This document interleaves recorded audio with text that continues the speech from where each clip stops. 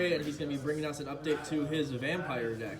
I think I finally got him to the point of where, without having to use the Zombie World engine, which the Zombie World engine didn't really work, so I felt like the two engines were kind of competing for dominance in the deck.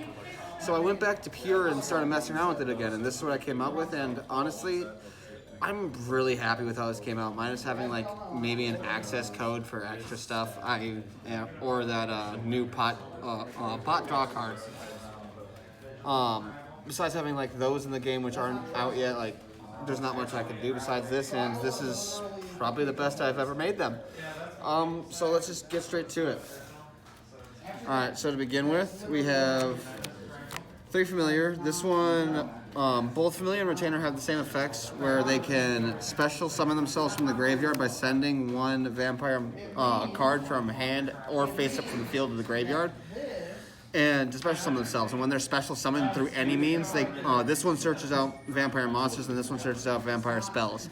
Because this is your entire searching of the deck, you kind of want to max out on it as much as you can, because you need to see them. They're part of your combos.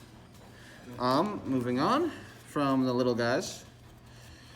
I run 3 Fraulein because attack modification is everything, and the entire point of this deck is to end on a Buster Lock. And you want to protect the Buster Lock at all costs. I kind of built this protect the castle a little bit, I'm not going to lie. But 3 Fraulein, because you always want to see it. In worst case scenario, you can discard it for pretty much anything else you need to save it off of. And 2 Scarlet Scourge, because it's a monster reborn for all your vampire monsters. It's only 1,000, it's anytime it's summoned. So normal special summon, it just can't target itself in the graveyard. Hard once per turn. Other than that, it's technically the highest attacking main deck monster we got. But you'll very rarely actually keep it on board. I use it mainly for link summoning. Because this guy also helps if you can normal summon it, which with Vampire's Domain, normal summoning this guy is as easy as playing the regular combos. But you can normal summon him, special summon this guy from the deck. This guy will special summon one from graveyard. So off of a single normal summon, you have technically got 3 monsters for all your link plays.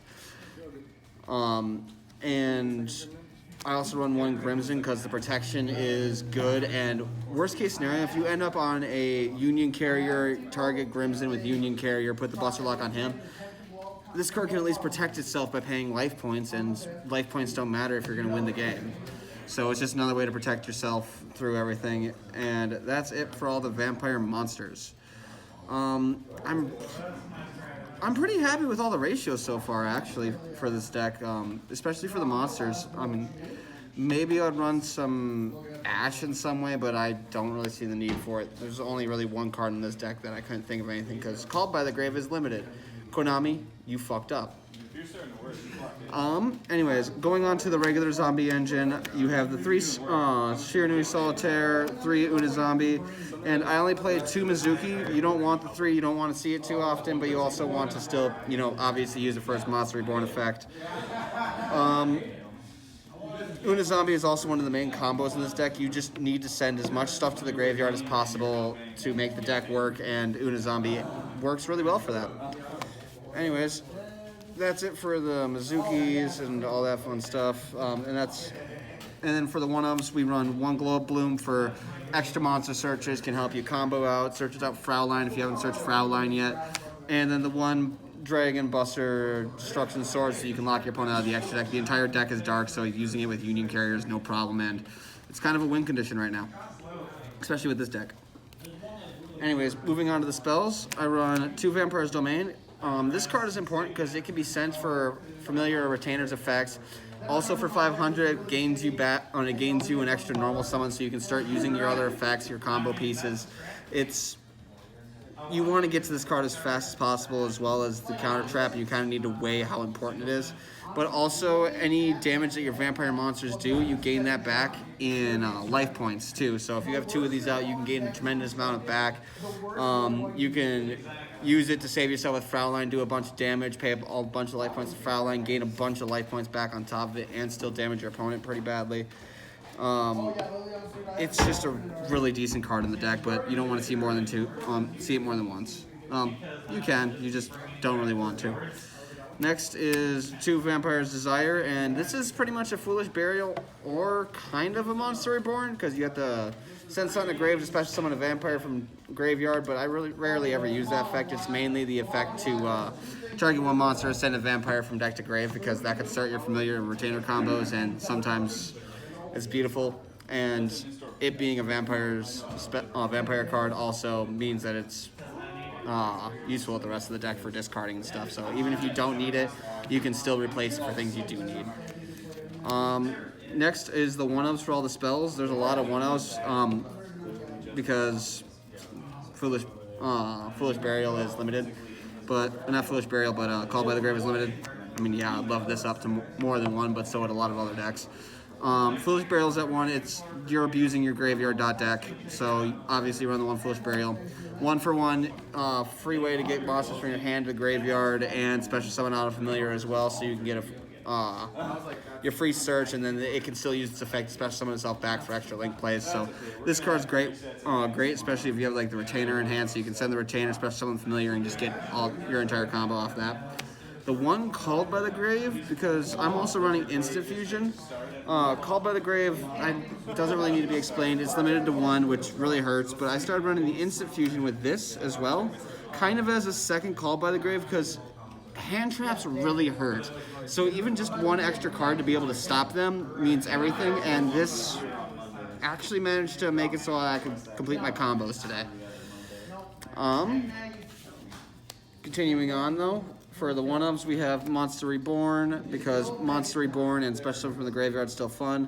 And this is the 1 card that I was kind of weird about. I mean, yeah, if I see it, I can get the Mizuki back. I can kind of restart my entire combo, and it gives me extra playability. But also, it could be something more useful to help extend my combos. I just haven't thought of the card for it yet. Anyways, that's it for the spells. I mean, it's pretty simple, pretty straightforward. Just a bunch of 1-ofs to help. For the traps, you run 3 Domination. It's a counter trap that it's an Omni negate, and if you negate a monster and destroy it, then you gain the attack on top of it. So, you gain the attack as life points on top of it. So an Omni negate, protect Buster Lock. The only downside is that it's a hard once per turn, and that you have to have a vampire monster on field to be able to activate it. So like drawbacks, but not too hard to make it useful. And then 1 Vampire's Awakening, special summon a vampire from deck. You can use it to special summon a Sheridan from your deck during your opponent's turn. Special summon out a Fraulein if for whatever reason something happened. It's just a 1-off, easily searchable. You run into it; it's not the worst case scenario. And then the last for traps is 3 Infinite Impermanence. Infinite Impermanence is infinite impermanence. I still don't want my opponent playing. I usually side these guys out if I need it, if I need something from my side deck. But that's it for the main deck. Moving on to the extra deck, we have the 1 Millennium Eyes, which you use with Instant Fusion. It's just your hand trap stopper, and it's another dark monster, so you can use it for Union Carrier as well. Dampire Vampire Sheridan. It's my out to Mega Clops. It's decently easy to put on the field as well, and the only downside is it targets. It sends, but it does target, so it doesn't stop Dragoon or anything, but Mega Clops, and I can steal my opponent's monsters usually easy enough to be able to go into it, so situational 1-off. Next is 3 random level 8 synchros. I use this guy because Omega banishing cards. Dude, I want some AO in there. Give me some adults. Got really loud. Omega returns the banished cards from your banished pile to your graveyard, so it's helpful in that, right? Rip a card out of your opponent's hand. The big beat stick, pretty much. That's all I ever use it for. Sometimes I'll get familiar retainer back with it. Might even be able to get an Uni-Zombie sometimes if something happens. And then Beals, because Beals can out Dragoon if I summon into it, because it can't be destroyed by battle or card effect, but it's still pretty weak in every other situation. Just free extra stuff for the deck. Continuing on, we have, for all the Link monsters, we have Link Karibo. Because normal summon familiar, Link Karibo, familiar effect, send retainer from hand, special summon familiar, then continue your combos that way. Sometimes you just need to get the level 1 monster off the board, and seeing as how we run 2 monsters that don't really want to be on board, they want to be either special summoned or sent to the graveyard, and they're both level 1, this card works for that. Beat Cop, I just needed a monster that took only 2 monsters, it was dark and had better arrows than Phoenix. I was gonna do Phoenix, but the arrows on Phoenix sucks. That's pretty much it, because everything in this deck needs to go into Union Carrier. 2 monsters of the same type or attribute. The entire deck is dark. Buster Sword is dark, so you can pretty much turn anything into a Buster Lock with this. And that's the main point of this deck. I'm not even going to lie to you. This card can win you entire games sometimes. The reason I lost one of my games today was because of Nibiru, and I don't have a way to stop my opponent from tributing my stuff. Nibiru hurts so bad in this deck. Anyways, next is Holofibrax, because you're using the Uni-Zombie combo. You can get a Glow Bloom off this, and then get like a Fraulein to hand if you never searched it through Familiar, or just need the extra search for whatever of whatevers. It's a great card for that. 2 Sucker, because it's a vampire monster in the extra deck that's easy to summon. It's got higher attack than Retainer, so it's easier to protect. It's got a draw effect. You can use it to get extra tribute summons using your opponent's stuff if they got if they got zombie stuff, or you can special summon to. Yeah, you guys all know what Sucker does. Anyways, next is Avenged Savior. It's just a free Foolish Burial. It's a zombie to go into. Yeah, it's just pretty much for the free Foolish Burial. That's the only reason it's in there. It's a zombie as well, so it can be protected by Fraulein. That's about it.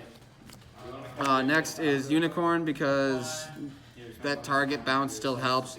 I use it as sometimes a stepping stone into this, which once I get access code, I might switch her out, but I like having a Palooza. Speaking of which, she's in the deck along with Boral Sword. Free negates and just closing out the game. That's pretty much what these cards are for. Other than that, that's the entire deck. If you have any questions, concerns, feel free to ask them in the comments. Otherwise, I personally feel like this is my strongest vampire deck to date. It can play around some hand traps. It can still make combos. And its worst uninterrupted board is still consistent enough to be able to put up a Fraulein in hand, counter trap on field, and hopefully the Buster Lock if you get along with it, but worst case scenario, you just reduce yourself to vampire control. I don't really know what I would change about the deck. I'm pretty happy with it as is. Maybe switch out the Avenged Savior for something, for maybe the Nightmare Phoenix, because that's also a dark. I don't know. I'll tinker around with it a little bit more, but right now, pretty happy with this. Hopefully you guys enjoy it too. Like I said, any questions, comments, feel free to ask in the comments below, and have yourself a good day.